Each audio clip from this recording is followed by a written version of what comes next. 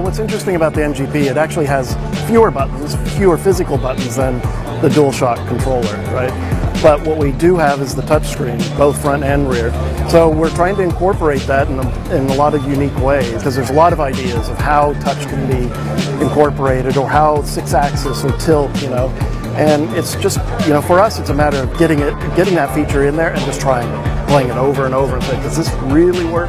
You know, because the triangle button, you know, sort of an abstract way of saying, you know, pick up this object or open this door or kick open this gate or whatever. And now being able to touch it, actually, you know, run up to it, touch the thing you're going to interact with, and have there be gameplay built into that. That's what got the design team excited. And similarly, I can actually take my finger here and just drag across the physical environment and have Drake follow.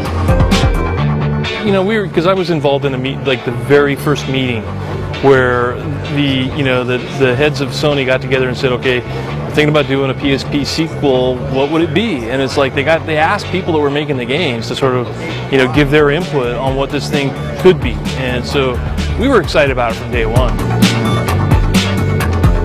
We brought in testers just recently, you know, and they've been playing Uncharted on the PS3, come over and start playing this, and you can see them start moving over to the touch and start using that more. So the ability to like integrate 2-stick motion with touch, with 6-axis, and having it just feel, as long as it feels natural, as long as it's fun, frankly, I think players are going to like it. And just keep in mind that what you're seeing right now is our first generation NGP engine.